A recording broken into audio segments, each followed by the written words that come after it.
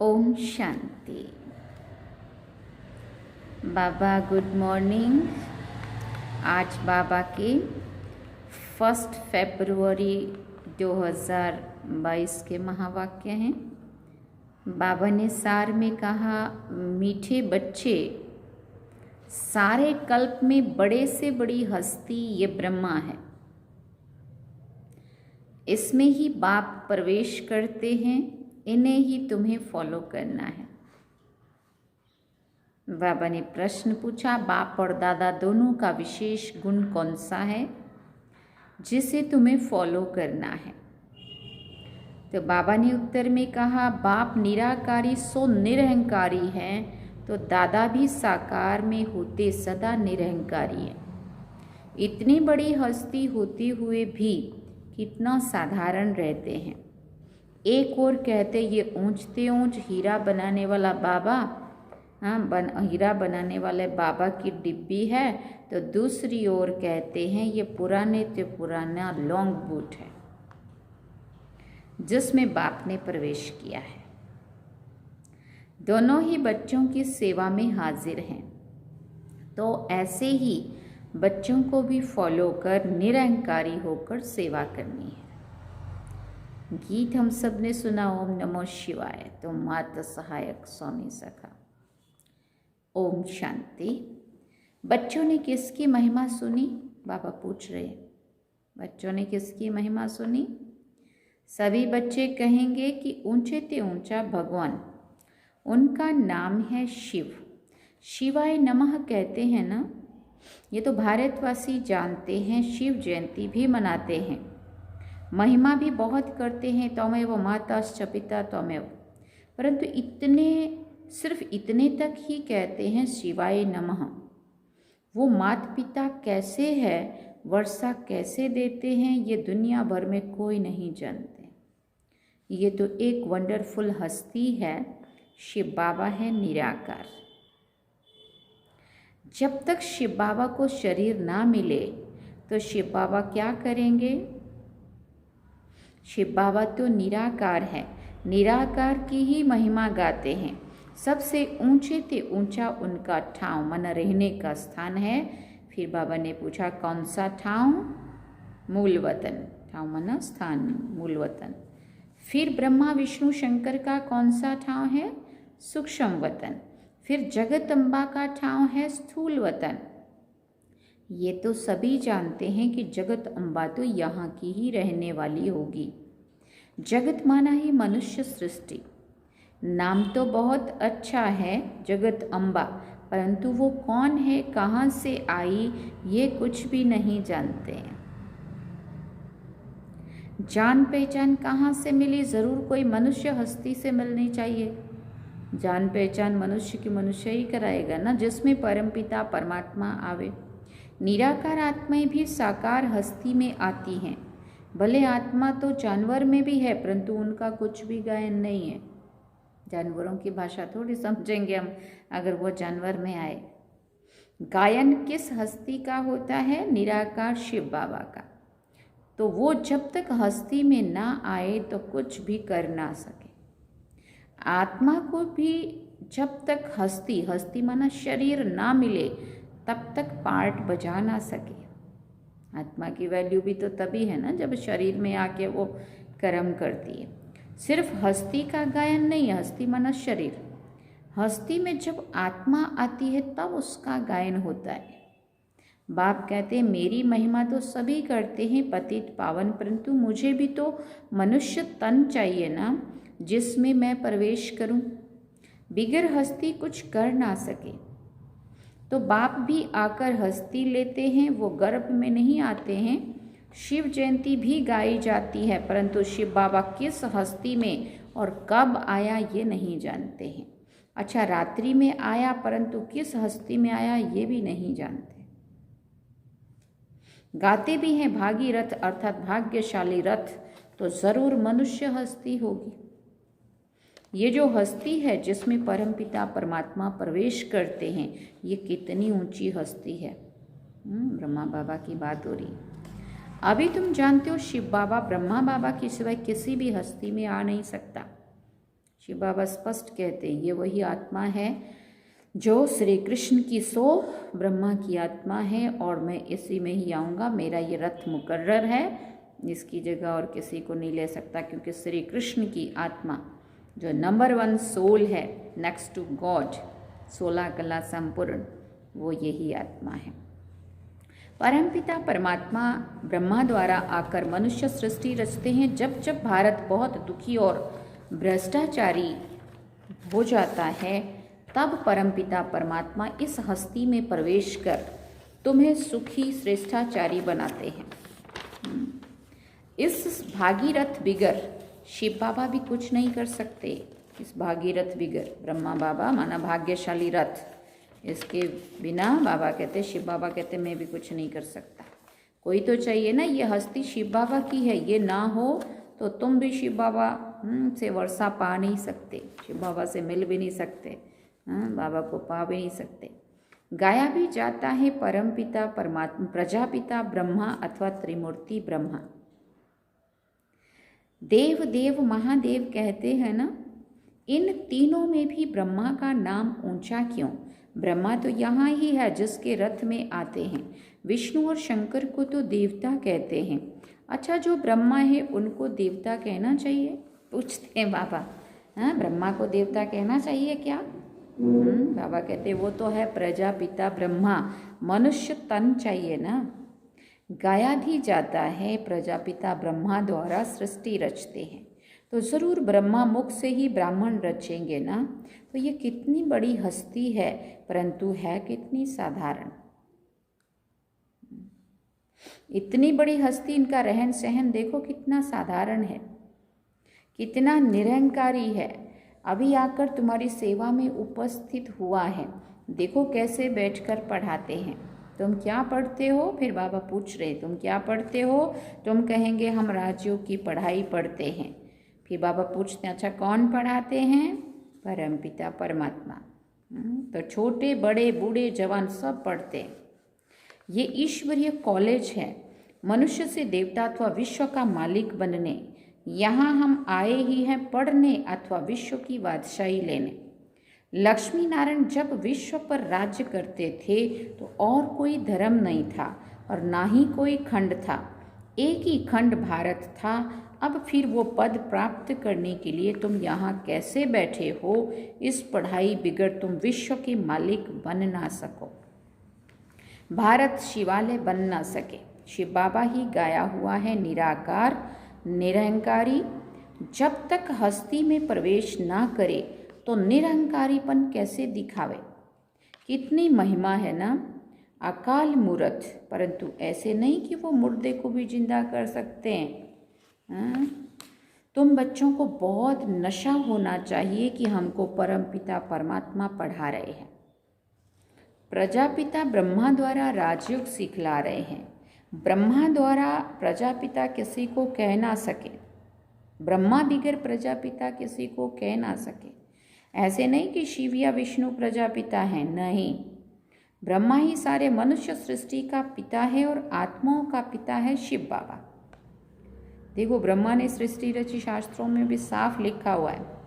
तो सारा संसार शिव बाबा ने ब्रह्मा बाबा के द्वारा रचा, तो फिर ब्रह्मा ही हुआ ना प्रजापिता।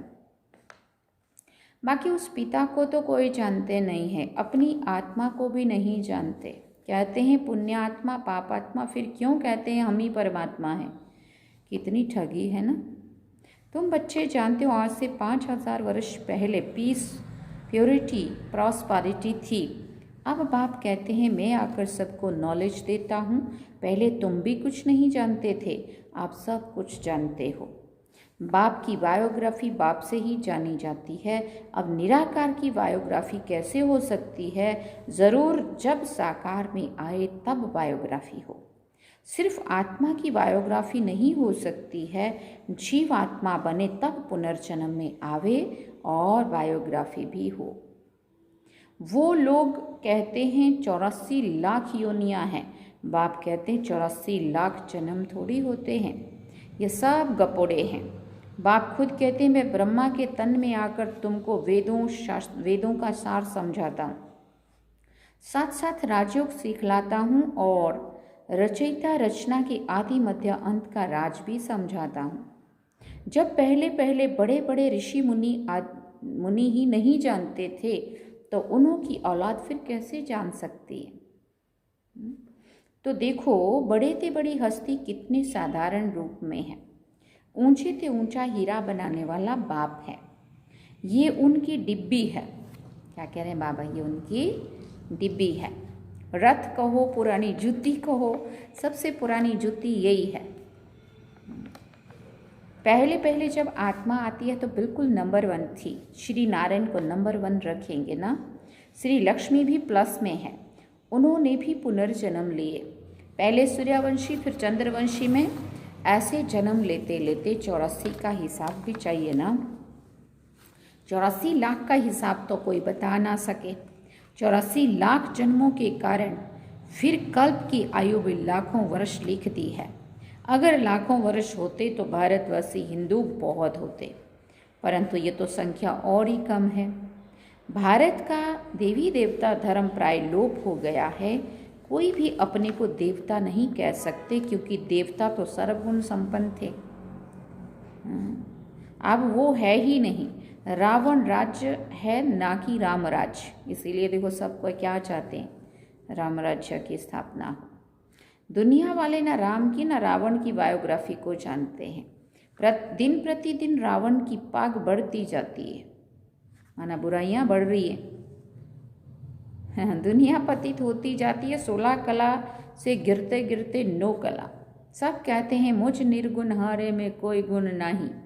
सब जानते हैं, अंतरात्मा तो जानती है ना, और अंतरात्मा की ही आवाज़ होती है जो निकलती है।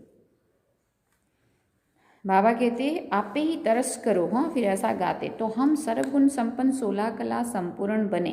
भारत पहले परिस्थान था, कहने मात्र तो कहते हैं, परंतु सृष्टि चक्र को कुछ नहीं जानते। बाप कहते तुमको माया ने तुच्छ बुद्धि बना दिया है, परंतु अपना कितना घमंड है। तुम बच्चों को बाप कहते हैं मीठे बच्चे, तुम राम को याद करो तो माला में पिरोने लायक बन जाएंगे। रुद्र माला के बाद होती है विष्णु की माला। भक्त माला में भक्तों की महिमा होती है। रुद्र माला फिर विष्णु माला में पिरोनी है या विष्णु के राज्य में जाते हैं। कितना ऊंचा ज्ञान है ना। संन्यास भी 2 प्रकार का है, वो है हठ योग संन्यास। कर्म संन्यास तो कभी हो नहीं सकता, कर्म क्षेत्र में है ना हम सभी, इसलिए कर्म संन्यास तो बाबा कहते हो नहीं सकता। कर्म बिगड़ तो मनुष्य रह नहीं सकता। प्राणायाम चढ़ाकर बैठ जाएं फिर भी कर्म तो करेंगे ना। अनेक प्रकारों से प्रैक्टिस करते हैं, वो कोई राजयोग नहीं है, वो है हद का संन्यास, हठ योग संन्यास। वो भी भारत का धर्म है पवित्रता का। परंतु देवी देवताओं जितना पवित्र और कोई धर्म हो नहीं सकता। वहाँ कोई संन्यास नहीं करना पड़ता, क्योंकि आत्मा पवित्र है तो उनको शरीर भी पवित्र मिलता है। आत्मा में ही खाद पड़ती है। कला कम होते होते पतित बनना है। अभी सभी आत्माएं आयरन एज में है, सब सांवरे हैं। आत्मा जब पवित्र थी तो गोरी थी, अभी आत्मा अपवित्र है तो शरीर भी अपवित्र काले हैं। गाया भी जाता है श्याम सुंदर। श्री कृष्ण का चित्र भी काला और गोरा बनाते हैं। अभी तुम सभी श्याम सुंदर हो। पहले भारत गोल्डन एज था, अब आयरन एज है। अब फिर बाबा ज्ञान चित्ता पर बिठाए गोरा बनाते हैं। अगर मुक्ति और जीवन मुक्ति चाहिए तो वो विकारों का हथियाला कैंसिल करना है। पवित्रता की राखी बांधो। अब ये अभी की ही बात है, जबकि तुम ब्रह्मा के बच्चे हो। ब्राह्मण बनने बगैर कोई भी यहाँ आ नहीं सकते। तुम हो ब्रह्मा मुख वंशावली। शिव बाबा कहते हैं मुझ निराकार की महिमा तो गाते हैं ना, परंतु शरीर जब तक ना लें तब तक क्या कर सकते हैं। मैं बहुत जन्मों के अंत के जन्म में आता हूँ। अभी सबका विनाश होना है, ब्रह्मा द्वारा स्थापना। फिर बाबा पूछते हैं किसकी स्थापना? कलयुग की स्थापना तो होती नहीं है, स्थापना होती है सतयुग की और होती है अभी संगम पर। बाप कहते हैं मैं आता हूँ संगम युग पर। तुम ब्राह्मणों के लिए ये संगम है, बाकी सबके लिए क्या है? दोनों तो साथ साथ चल रहे हैं ना। उधर कौरव सेना है और इधर पांडव सेना है। हम सभी संगम युगी ब्राह्मण और उधर कलयुगी। उधर कलयुग है, इधर संगम युग, दोनों साथ साथ चल रहे हैं ना। बाबा कहते हैं इस समय सब घोर अंधियारे में, तो घोर अंधियारे को ही बाप आकर घोर सोचरा करते हैं। तुम बच्चे जानते हो ये तो विचित्र चीज़ है। श्री कृष्ण तो छोटा बच्चा है, वो तो कुछ समझा ना सके। श्री कृष्ण की आत्मा भी भिन्न नाम रूप से इनसे समझ रही है अंतिम जन्म में, इसलिए इनको श्याम सुंदर भी कहते हैं। जो श्याम बन गई है आत्मा और भी सुंदर बन रही है शिव बाबा के ज्ञान राजयोग के द्वारा। अच्छा मीठे मीठे सिकेल दे बच्चों प्रति माता पिता बाप दादा का याद प्यार और गुड मॉर्निंग। रूहानी बाप की रूहानी बच्चों को नमस्ते। हम रूहानी बच्चों की रूहानी माता पिता बाप दादा को दिल व चांद सिकवा प्रेम से याद प्यार, गुड मॉर्निंग, नमस्ते, थैंक यू बाबा, शुक्रिया बाबा। धारणा के लिए मुख्य सार है। पहला पॉइंट, बाप दादा के समान निरहंकारी और निराकारी बनना है, सबकी सेवा करनी है। दूसरी बात, मुक्ति जीवन मुक्ति के लिए पवित्रता की राखी बांधनी है, ज्ञान चित्ता पर बैठना है। वरदान है, पावरफुल ब्रेक द्वारा सेकंड में व्यक्त भाव से परे होने वाले अव्यक्त फरिश्ता व अशरीरी भव। चारों ओर आवाज का वायुमंडल हो, लेकिन आप एक सेकंड में फुल स्टॉप लगाकर व्यक्त भाव से परे हो जाओ। एकदम ब्रेक लग जाए तब कहेंगे अव्यक्त फरिश्ता व अशरीरी। अभी इस अभ्यास की बहुत आवश्यकता है, क्योंकि अचानक प्राकृतिक आपदाएं आनी है। उस समय बुद्धि और कहाँ भी नहीं जाए, बस बाप और मैं बुद्धि को जहाँ लगाना चाहें वहाँ लग जाए। इसके लिए समाने और समेटने की शक्ति चाहिए, तब उड़ती कला में जा सकेंगे।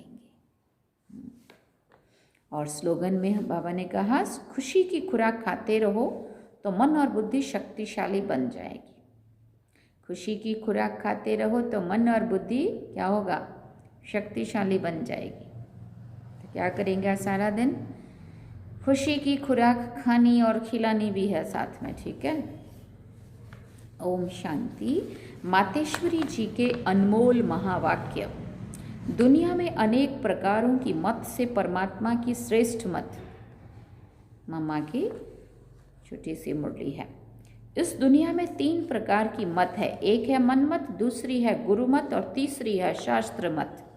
अब विचार की बात है कि मन मत, गुरु मत अथवा शास्त्र मत सभी आत्माओं की मत ठहरी ना, हाँ, ना देवता मत ठहरी ना परमात्मा की मत ठहरी। भले कोई देवता की मत मिले परंतु वो तो मनुष्य आत्मा की मत हुई ना। परंतु देवताएं तो सर्वगुण संपन्न 16 कला संपूर्ण है, उन्हें गुरु मत शास्त्र मत की जरूरत ही नहीं है। उन्हें गुरु की भी जरूरत नहीं थी। गुरु किया जाता है सदगति के लिए। तो जो अधोगति में है वो गुरु कर सकते हैं, परंतु सतयुग त्रेता में अधोगति नहीं है ना, तो वहाँ गुरु करने की भी जरूरत नहीं है। इसलिए सतयुग त्रेता में ना गुरु होता है, ना भक्ति होती है, ना मंदिर होते हैं, कुछ भी नहीं। वास्तव में सच्चा गुरु एक परमात्मा है जो सर्व आत्माओं को सद्गति देने इस ड्रामा के अंत में आता है। बाकी तो सभी नाम मात्र गुरु हैं, क्योंकि कोई भी मनुष्य आत्मा मुक्ति और जीवन मुक्ति का रास्ता बता नहीं सकती। देवताएं भी मनुष्य से देवता बने हैं, बाकी तो वो कोई तीसरी आंख वाले या 4 भुजाधारी नहीं थे। लोग तो समझते हैं कि देवताएं कोई मनुष्य से भिन्न होंगे। हाँ, भिन्नता ये है कि वो 16 कला संपूर्ण होने के कारण बहुत पवित्र हैं, उनके संस्कार शुद्ध थे। बाकी मनुष्य तो मनुष्य थे। मनुष्य में जब दैवी गुण है तो उन्हें देवता कहते हैं। देखो मम्मा कितना क्लियर करके समझाती है। अब ये मत हमको परमात्मा द्वारा मिल रही है। हम मनुष्य मत या गुरु मत पर नहीं हैं, हम चल रहे हैं परमात्मा की मत पर। सभी आत्माओं से परमात्मा की जरूर श्रेष्ठ मत होगी। अच्छा, ओम शांति। तो ये थे मम्मा के महावाक्य। थोड़ी सी मम्मा की छोटी सी मुरली है, लेकिन कितनी बातों की गहराई और क्लियरिटी, द मम्मा कितना क्लियर करके समझाती है कि एक बात को। तो ये थे आज के बाबा के और मम्मा के महावाक्य जो हम सब ने सुने। तो आज 1 फरवरी की आपको बहुत बहुत बधाई हो। इस मास में भी आप बहुत अच्छे से अच्छा पुरुषार्थ करते रहें, अपना योग का चार्ट बनाए रखें। ऐसा ना समझें कि जनवरी मास बीत गया, मना तपस्या पूरी हो गई। तपस्या तो और जितना चाहें उतना उसको बढ़ाते रहें और आत्मा की अपनी जो अंदर की स्थिति है उसको ऊंची बनाते रहें, उड़ान भरें। ठीक है। ओम शांति। चलो बाबा की याद में।